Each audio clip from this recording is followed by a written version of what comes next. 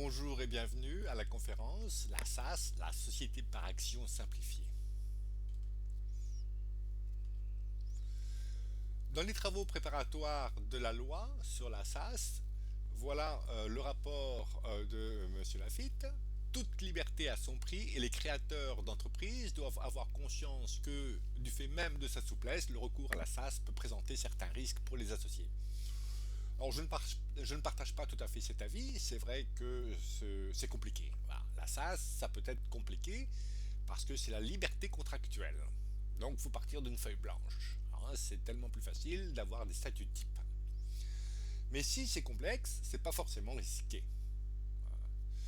Je rappelle que la loi spéciale déroge à la loi générale. Ça veut dire que s'il y a un texte spécifique qui concerne la SAS, eh bien les textes qui concernent l'ensemble des sociétés est écarté au profit de ce texte spécial. Je vous propose de comparer la SAS avec les autres formes classiques de société, la SARL et la société anonyme. La comparaison, donc la SAS en résumé, la SAS et les actions de préférence. Vous voyez, il y a deux choses. Il y a d'une part la SAS et les actions de préférence. Je peux mettre des actions de préférence dans les statuts de la société anonyme, mais on va voir qu'elles sont bien plus efficaces avec la SAS, notamment sur le droit de vote. Avec la SAS et les actions de préférence, on a l'effet de levier juridique maximum grâce au droit de vote plural. Donc je peux être minoritaire en capital et majoritaire en droit de vote. Ça intéresse très souvent le dirigeant d'entreprise parce qu'on le rend ainsi immortel. Si vous parlez à une transmission d'entreprise à un dirigeant, eh ben vous le faites mourir. Si vous lui expliquez que on peut être minoritaire en capital en écrasant la fiscalité et vous gardez tous les pouvoirs jusqu'au moment où vous l'aurez décidé, et là, il va vous écouter. L'effet de levier financier aussi maximum. Pourquoi? Parce qu'on va prévoir une répartition inégalitaire des droits financiers. On entend par droit financier essentiellement le droit aux dividendes et le droit au boni de liquidation. Le boni de liquidation, c'est ce qu'il reste quand on casse la tirelire. Ça veut dire que quand on dissout, on liquide la société, eh bien on va rembourser les créanciers. On va rembourser également les actionnaires pour la valeur nominale de leurs titres, et ce qui reste s'appelle le boni de liquidation. C'est beaucoup plus souple et moins de formalisme que la société anonyme. D'ailleurs, on ne voit plus de création de société anonyme. Maintenant, tout se crée en SaaS parce que c'est bien plus souple. La SARL, plus léger, moins cher, parce que on me souligne souvent que quand même, il n'y a pas d'obligation de commissaire aux comptes si elle dépasse, sauf si elle dépasse certains seuils.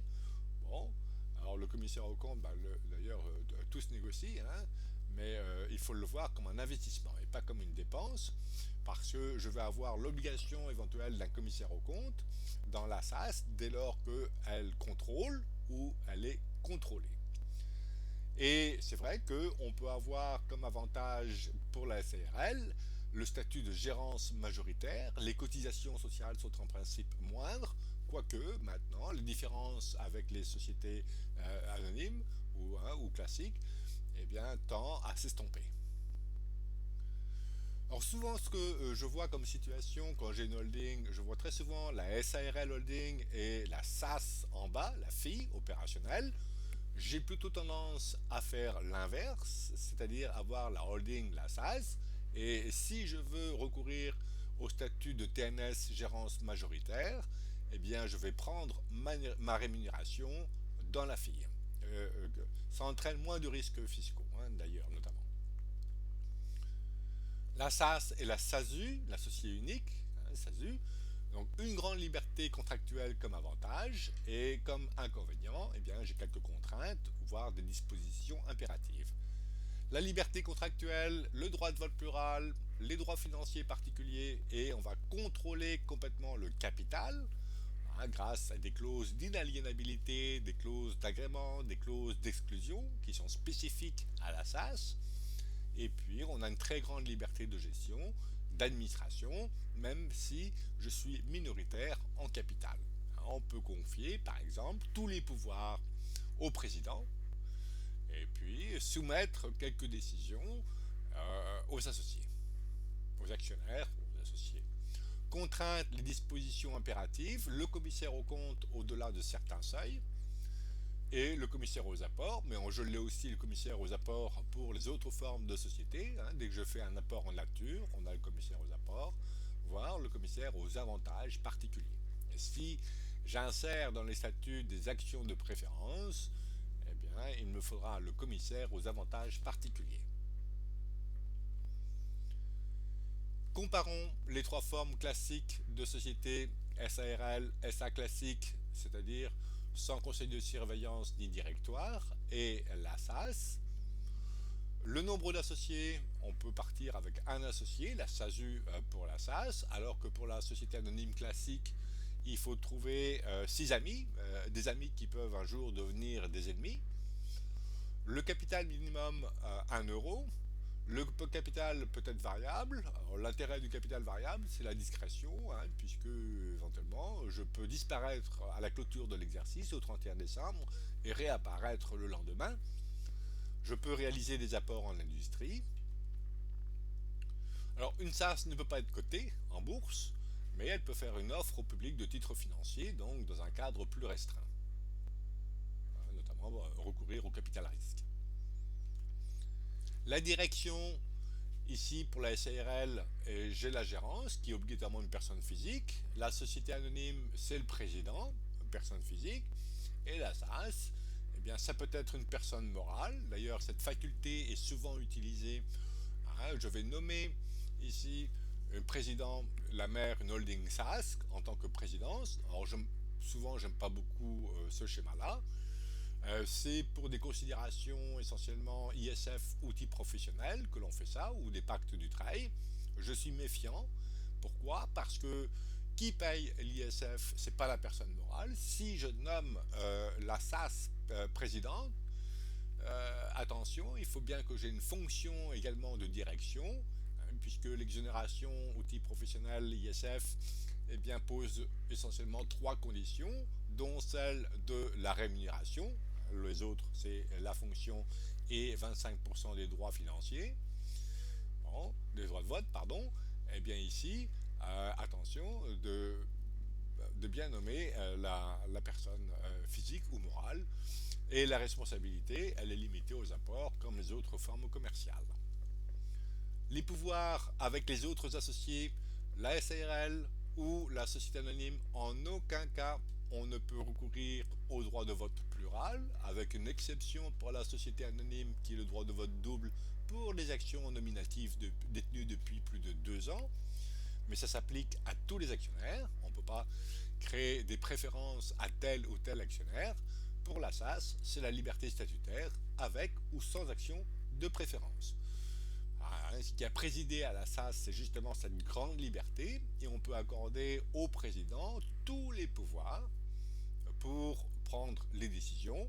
Certaines décisions devront être quand même, mais très peu, soumises à l'accord, au pouvoir, à la participation ou au vote des actionnaires.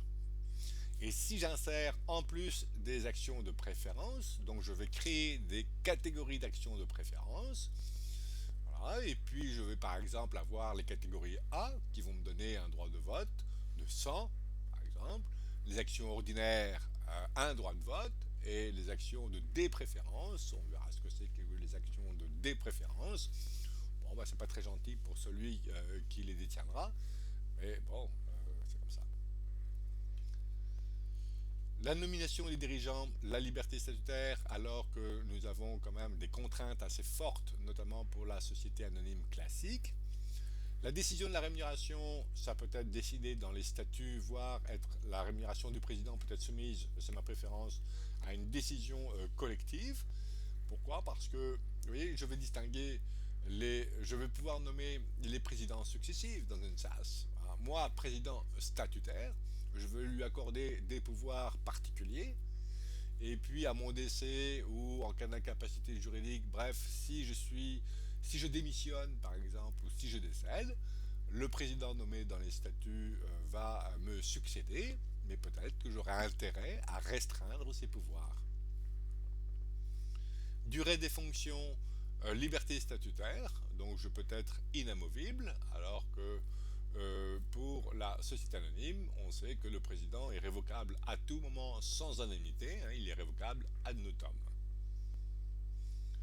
Le vote, donc liberté statutaire pour la SAS, alors que là, voilà, c'est ça la force de la SAS, avec ou sans action de préférence. Autant pour la SARL et la société anonyme, un titre donne un droit de vote, sauf le droit de vote double pour les sociétés anonymes. Mais sinon, on ne peut pas instaurer des droits de vote multiples. Donc, dans la SAS, soit je vais accorder les pouvoirs, tous les pouvoirs ou la quasi-totalité des pouvoirs au président, ou et en plus, je vais créer des actions de préférence, des catégories d'actions de préférence. Je vais prévoir aussi les rapports entre usufruitiers et nus propriétaires. Le Code civil pour l'ensemble des sociétés nous dit que le droit de vote appartient aux nus propriétaires, sauf en ce qui concerne l'affectation du bénéfice, où il est réservé à l'usufruitier, sauf clause contraire. Pour la société anonyme et la société en commandite par action, le principe est que l'usufruitier vote aux assemblées générales ordinaires et le nu propriétaire à l'assemblée générale extraordinaire, sauf clause contraire. Voilà. Donc liberté statutaire. Prise de décision, liberté statutaire, encore pour la SAS, alors que c'est très réglementé dans la société anonyme. Hein. On a l'AGE, l'AGO, donc ici, dans la SAS, on va supprimer les termes AGO et AGE. On va par exemple écrire que toutes les décisions qui dépassent les pouvoirs du président sont prises à la majorité des droits de vote de l'ensemble des actionnaires. Vous voyez bien que non seulement je suis président, j'ai déjà tous les pouvoirs, et si j'ai pas prévu quelque chose dans les statuts, une décision, elle va être prise à la majorité des droits de vote, et grâce à mes actions de catégorie A, mes actions de préférence, vous voyez bien que j'aurai toujours le pouvoir de décision quoi qu'il arrive. Le mode de consultation, il est libre dans la SAS, il est réglementé pour les autres formes de société. On peut même prévoir que les décisions sont prises par bruit de couloir. Bon, il ne faut pas exagérer, en tout cas, mais et puis on va se heurter éventuellement au problème de la preuve. Il faut toujours pouvoir se ménager le pouvoir de la preuve. La représentation, est-ce qu'un associé peut se faire représenter pour les décisions collectives? Eh bien, je vais prévoir que non dans les statuts, sauf décision contraire prise par le président ou à la majorité des droits de vote. Le quorum pour décider si on va tenir une assemblée ou pas, c'est assez contraignant pour les formes classiques. J'ai tendance, même si c'est systématique, je fais rarement les choses systématiques, mais je supprime le quorum dans la SAS. La majorité, eh bien ici, dans la société anonyme et la SARL, je suis tenu aux majorités pour les AGO et les AGE, donc plus du 2 tiers des actions pour la société anonyme, et pour la SARL créée depuis le 4 août 2005, et la SAS selon les statuts. Donc voilà, j'ai supprimé les AGO et les AGE, c'est la collectivité des actionnaires à la majorité des droits de vote. Alors quelquefois, je regarde si c'est majorité absolue, majorité relative, ça dépend des situations.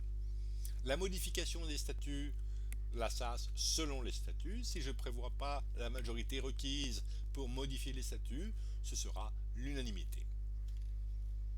Donc je vais prévoir que les statuts peuvent être modifiés à la majorité des droits de vote. Vous voyez, c'est simple. Voilà. Les droits financiers, je fais ce que je veux, la liberté statutaire, et notamment seulement s'il y a des actions de préférence. Vous voyez bien que il faut se rappeler que pour la SAS, c'est la liberté totale pour les pouvoirs, pas pour la SARL et la société anonyme. Voilà. Une part ou une action égale une voix.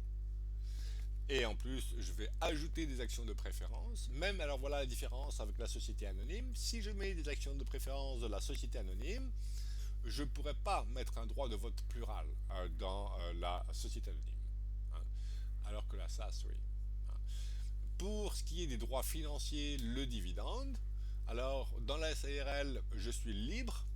Alors, vous voyez, dans le code civil, enfin dans la loi, tout ce qui n'est pas interdit, dans le code civil, oui, tout ce qui n'est pas interdit est susceptible d'être autorisé. Et au plan fiscal, je dis que tout ce qui n'est pas autorisé est interdit. Comme ça, je fonctionne avec une bonne marge de sécurité. Donc dans la SARL, rien n'interdit, rien ne s'oppose, aucun texte ne s'oppose à prévoir un dividende inégalitaire. D'ailleurs, c'est même prévu à ce moment-là, on recourt au Code civil 1844.1 qui nous dit que eh bien, les bénéfices, le partage des bénéfices et des pertes est en principe proportionnel à la détention en capital, sauf clause contraire. Alors que la SAS, c'est la liberté. Le droit préférentiel de souscription, il est obligatoirement proportionnel au capital dans les formes classiques. Eh bien ici, j'ai encore une liberté statutaire si je mets des actions de préférence. Le prix de rachat d'actions, c'est le principe d'égalité entre associés dans les formes classiques. Je peux déroger à ce principe d'égalité au sein de la SAS. Je peux prévoir notamment pour les actionnaires de catégorie A des primes de rachat. Ouais. Si mon action vaut 1000, eh bien je prévois une prime de rachat éventuellement de 500. Alors attention à ne pas être trop précis dans les statuts parce qu'on doit pouvoir changer d'avis. Hein. Voilà. Et d'ailleurs, on a vu que je peux exclure un associé et dire que, avoir écrit dans les statuts, que eh bien, l'associé exclu pour mésentente, il aura droit au remboursement de son action à la valeur nominale, quand bien même elle vaut 100 le valeur nominale, elle vaut 10 000 sur la valeur réelle, la valeur vénale, eh bien, il aura droit à 100 par action qui lui seront rachetées. Les cessions de titres, la SAS peut prévoir que les clauses d'inaliénabilité, des clauses d'agrément pour les entrants ou les clauses d'exclusion, il faut écrire les motifs de l'exclusion. Et en termes de fiscal, si je vends des actions de SAS, je vais avoir le tarif applicable aux sociétés par action, donc comme pour la société anonyme, 0,1%. Les droits d'enregistrement sont à charge de l'acquéreur, alors que pour les formes sociales, eh bien, la SARL, société civile, le tarif est quand même plus élevé à 3% avec un abattement de 23 000 euros. Et si la société est à prépondérance immobilière, qu'elle soit SARL, SA, société civile ou SAS, si elle détient plus de 50% de biens ou de droits immobiliers, eh bien à ce moment-là, on aura un tarif de 5%. Le contrôle par le commissaire aux comptes. Donc on a ici l'obligation d'un commissaire aux comptes si 2 des 3 seuils sont dépassés pour la SAS. D'ailleurs, à remarquer que les seuils sont encore inférieurs à ceux de la SARL. Il était question de les aligner l'année dernière sur ceux de la SARL, mais bon, les pressions politiques font que... Voilà. Et l'inconvénient qu'on me cite de temps en temps, c'est que la SAS, dès lors qu'elle contrôle ou est contrôlée, eh bien, nécessité, obligation de recourir au commissaire aux comptes. Je passe sur les conventions réglementées. Au niveau social, on va avoir le même régime, la SAS a le même régime que celui de la société anonyme. Et au niveau fiscal, ce qui peut être intéressant encore, bien que les différences tendent à s'estomper pour le régime TNS, gérance majoritaire, sur les cotisations sociales sont moindres que ceux d'un salarié. Ça dépend du niveau de rémunération. Pour les rémunérations élevées, oui, c'est vrai. Pour les rémunérations basses, c'est pas vrai. On a là aussi la possibilité pour les 5 premiers exercices d'opter pour l'IR. C'est intéressant quand on a des forts déficits. Et je peux avoir bien sûr l'exonération ISF outil professionnel. La question quelquefois se pose quand, pour gérer un patrimoine privé, il m'arrive de conseiller la SAS si le client choisit l'IS, parce qu'il préfère être logé à l'IS qu'à l'impôt sur le revenu. Eh bien, la question se pose, vaut-il mieux créer une SAS ou une société civile? Pourquoi? D'abord, la SAS présente l'avantage de limiter le risque, puisque la responsabilité des actionnaires est limitée aux apports, alors qu'elle est indéfinie pour la société civile. On peut, alors, si on fait des avances en compte courant de d'une SAS, c'est la prison. Bon, c'est interdit. Alors, c'est possible pour la société civile, mais attention, comme elle est à l'IS, les avances faites par la société à l'associé vont être taxées comme un revenu distribué. Article 111 du Code général des impôts. Mais ce qui est intéressant, surtout, ce que je rencontre, c'est, voilà, avec la société, la SAS, je vais faire obstacle au pouvoir de nuisance du conjoint.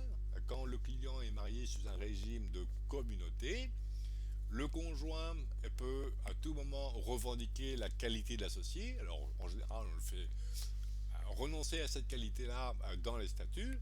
Mais attention, parce que si j'ai par exemple une augmentation de capital à réaliser, il faudra quand même que je redemande l'avis du conjoint. Et si ça se passe mal, ben, le conjoint risque de revendiquer la qualité de l'associé, et là, je suis scotché. Les pouvoirs du dirigeant, ce qui est intéressant, c'est les deux formes où on peut aménager les statuts en fonction du désir du client. C'est la grande liberté statutaire. La comptabilité ne s'impose pas pour la société civile, même si elle est très fortement recommandée parce que la comptabilité va me permettre de choisir les options les plus intéressantes pour la fiscalité. Pas d'obligation de commissaire aux comptes pour la société civile.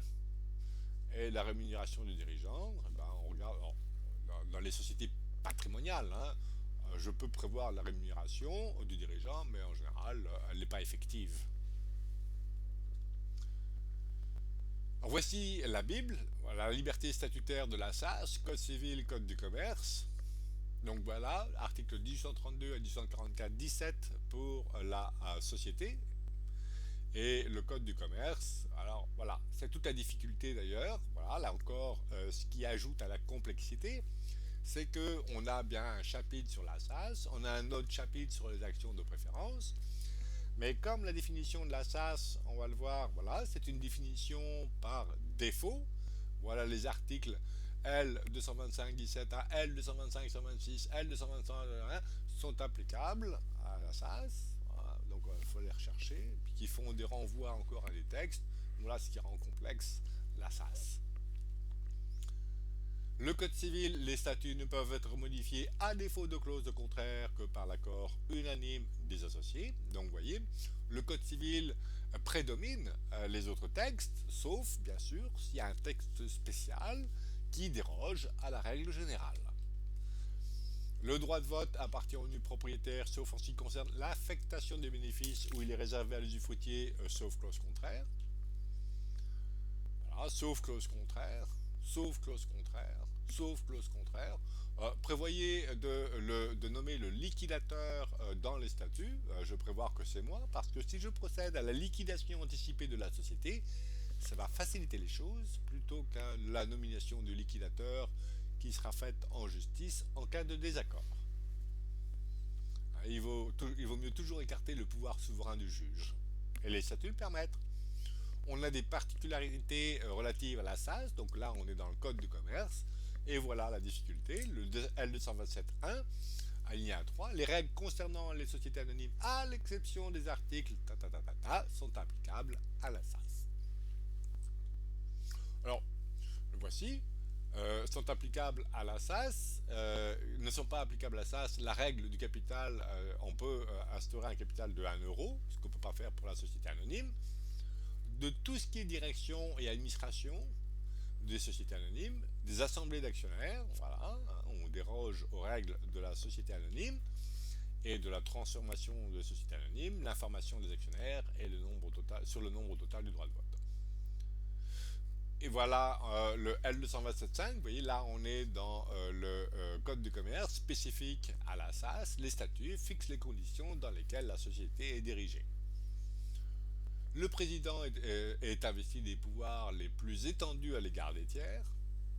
Les statuts déterminent les décisions qui doivent être prises collectivement. Vous voyez que là, j'ai une très grande liberté, hein, sauf certaines décisions qui devra recueillir l'accord ou la participation unanime des actionnaires, mais très rare.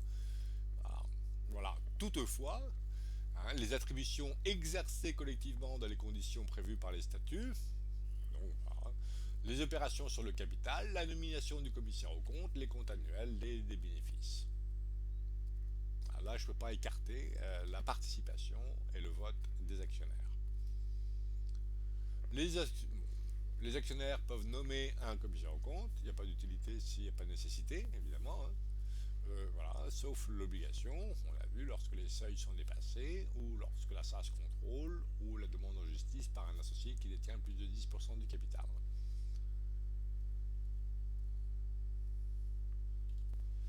Les statuts de la société peuvent prévoir l'inaliénabilité des actions pour une durée n'excédant pas 10 ans. Les statuts peuvent soumettre toute cession d'actions à l'agrément préalable de la société. Et les statuts peuvent prévoir qu'un associé est tenu de céder ses actions. Alors, il y a une force particulière à la SAS par rapport notamment aux autres sociétés, y compris à la société civile. Ça veut dire qu'une personne qui céderait une action de SAS, contrairement aux règles statutaires, eh bien la vente serait annulée. Pas pour les autres formes de société. Le juge va décider éventuellement d'une indemnité. Et on peut prévoir les modalités du prix de cession des actions.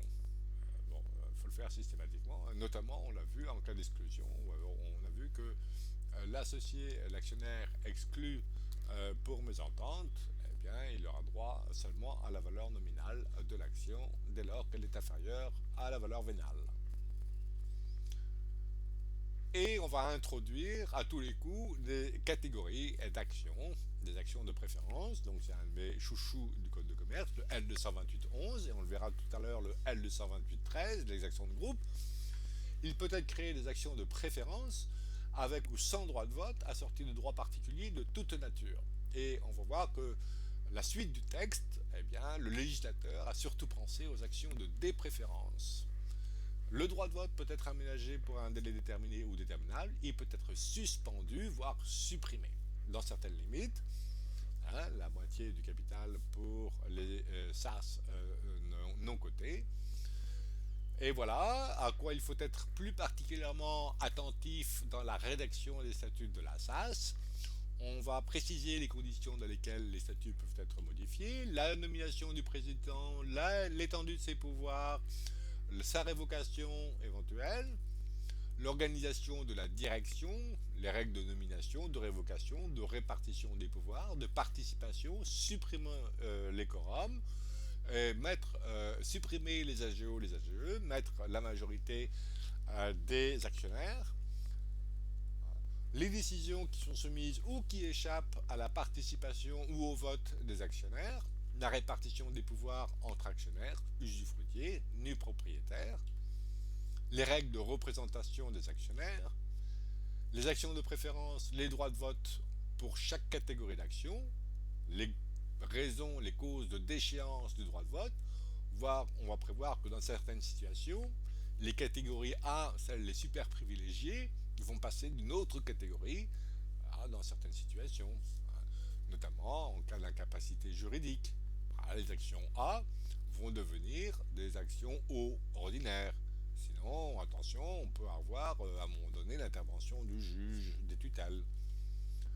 La répartition du dividende, du boni de liquidation, le droit à l'information, les conditions d'entrée et de sortie des associés, les modalités du prix de cession des actions, la nomination du mandataire des actions indivises, du liquidateur.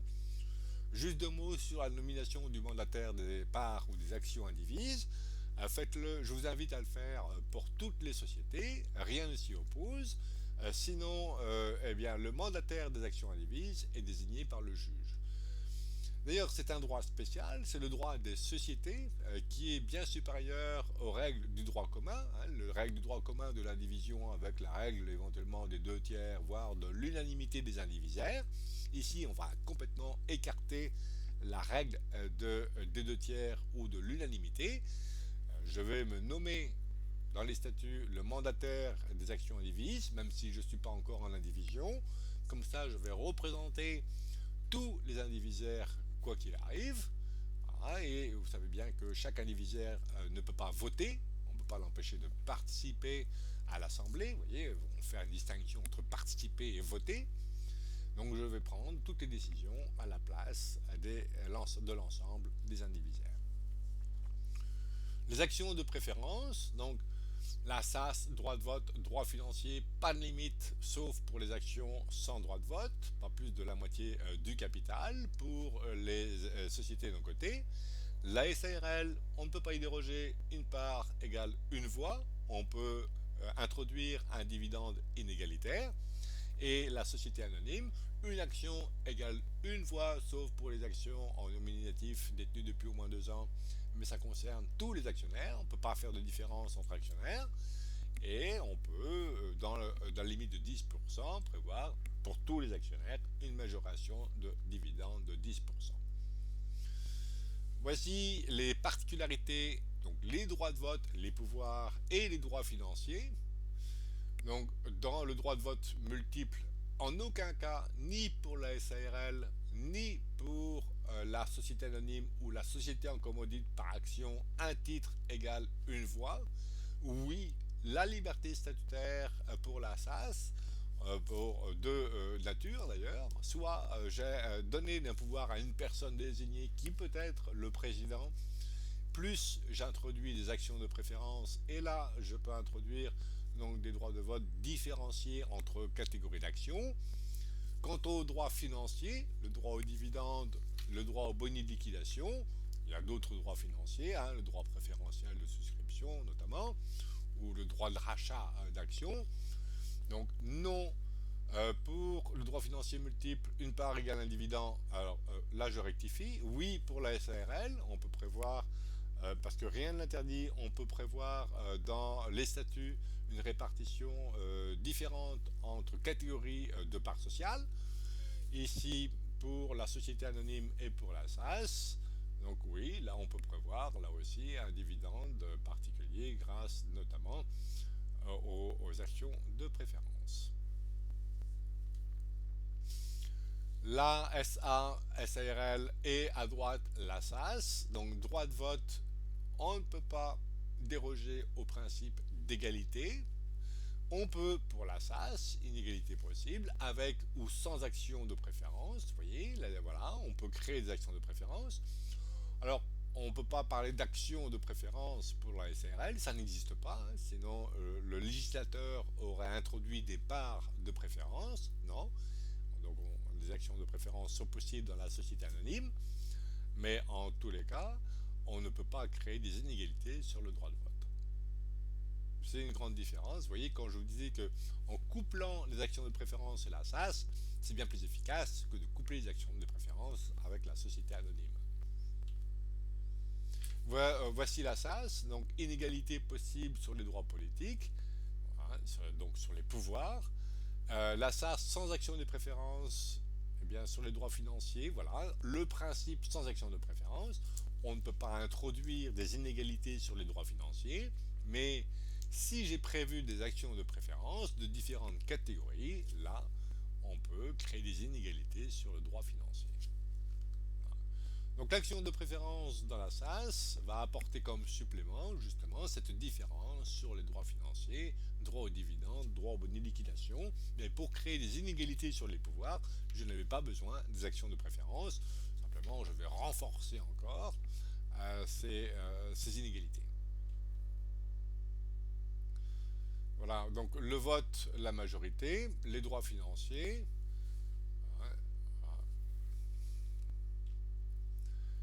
Les actions de préférence pour les sociétés anonymes, alors c'est le détail de ce qu'on vient de voir, le principe une action égale une voix, le droit de vote double possible. on peut insérer des conventions de vote. Pour la SARL, une part égale une voix.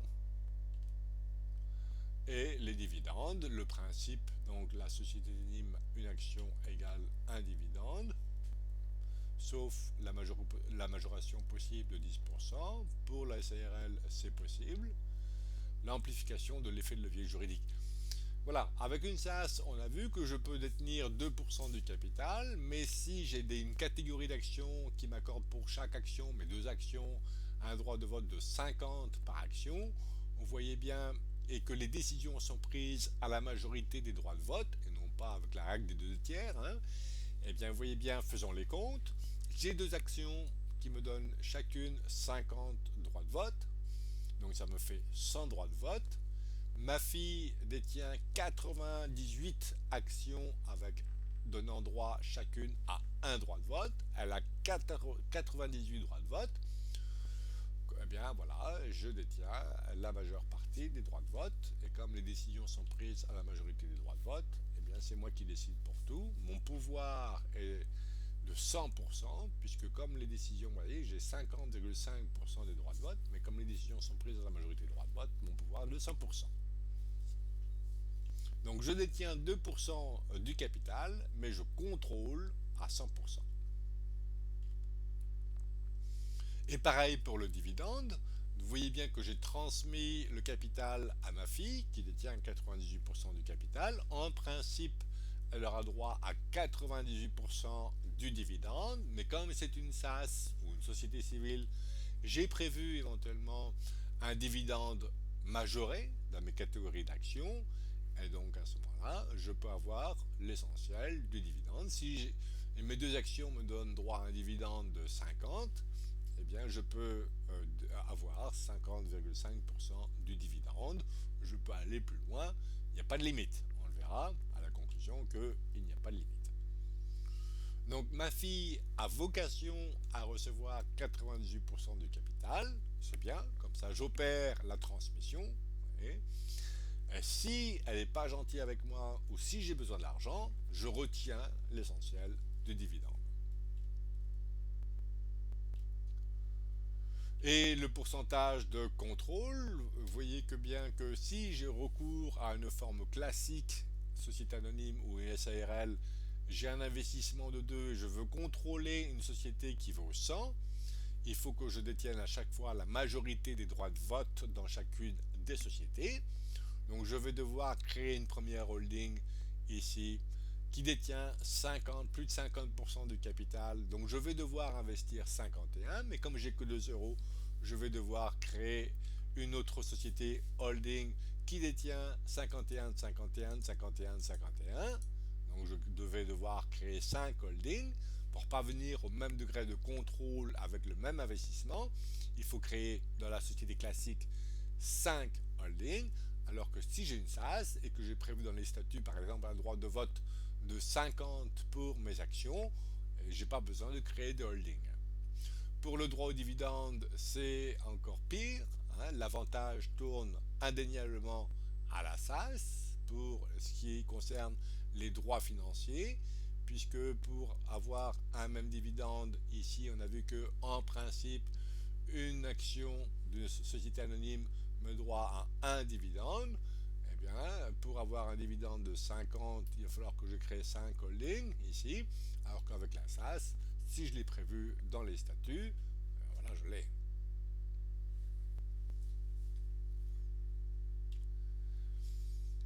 Donc attention à la liberté statutaire, la complexité de la rédaction des statuts, et non pas le risque. Bah, évidemment, si on les rédige mal, on a un risque. Donc le fondateur, c'est lui qui dispose de tous les pouvoirs parce que c'est lui qui rédige les statuts. Donc c'est lui qui va organiser la décision et les droits économiques, la répartition, les pouvoirs, la répartition des pouvoirs, donc présidence et catégorie d'action.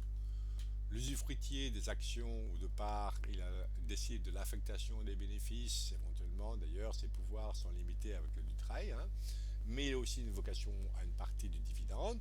Et voilà, tout va être consolidé grâce aux actions de préférence. je vais être, quoi qu'il arrive, minoritaire en capital, certes, mais majoritaire en droit de vote et peut-être en droit financier. Donc ça peut intéresser les investisseurs extérieurs qui sont eux intéressés par le dividende, le dirigeant est intéressé par les pouvoirs, donc on va créer des actions de préférence pour le dirigeant avec un droit de vote plural. Il peut ouvrir plus de 51% de son capital à des investisseurs extérieurs. Eux, on va créer des actions de préférence qui vont leur donner des droits financiers particuliers.